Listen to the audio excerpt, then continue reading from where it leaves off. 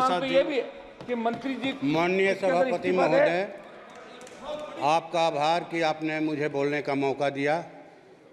मैं अपने पार्टी महासचिव कॉमरेड दीपांकर भट्टाचार्य और भोजपुर की महान जनता का भी आभार व्यक्त करता हूं कि उन्होंने चुन करके मुझे यहां लोकतंत्र के इस सबसे ऊंचे मंदिर में भेजा। महोदय, मैं धनबाद प्रस्ताव के खिलाफ में बोलने के लिए खड़ा हुआ हूँ।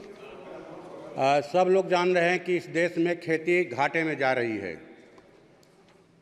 बढ़ते महंगाई के कारण, लागत सामग्रियों के कारण खेती में किसानों को घाटा हो रहा है और जिन भूधारी किसानों के पास या भूस्वामियों के पास रोजगार का दूसरा विकल्प है, वो खेती नहीं करना चाहते, वो अपनी खेती बटाई पर लगा रहे हैं, मनी पर दे रहे हैं, पट्टे पर दे रहे हैं।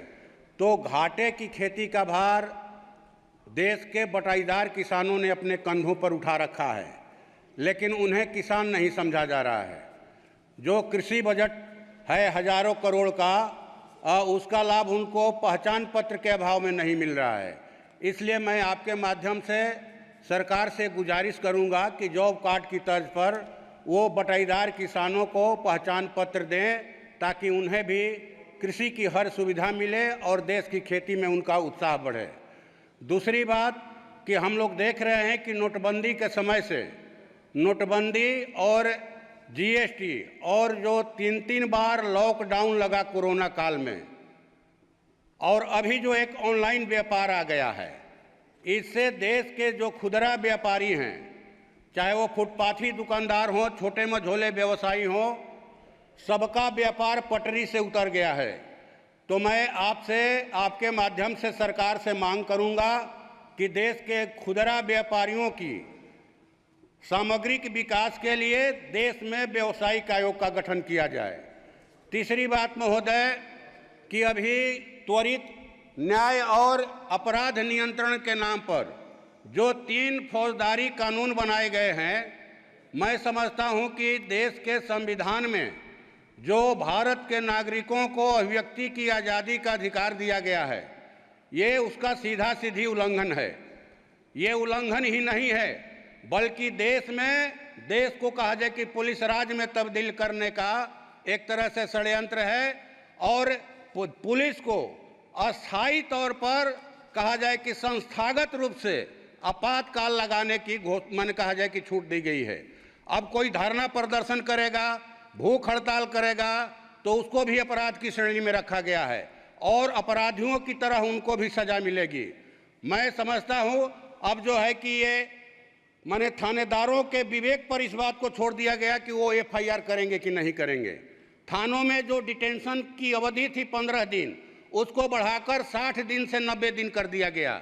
तो मैं समझता हूं कि इससे तो आप आरोपी से कुछ भी उगलवा सकते हैं प्रताड़ित करके।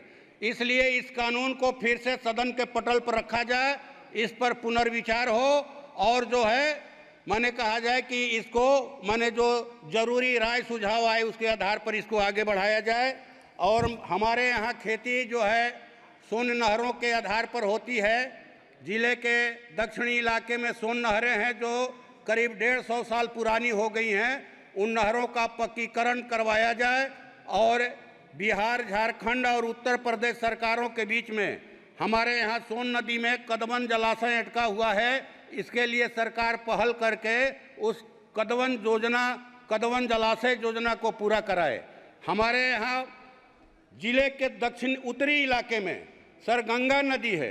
गंगा नदी के किनारे जो गांव बसे हैं, हर हमेशा उनमें कटाव होता है।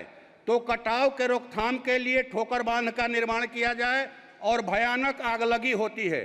पंचायत लेवल पर फायर ब्रिगेड गाड़ियों का इंतजाम किया जाए। मैं आपके माध्यम से सरकार से ये मांग करता हूं।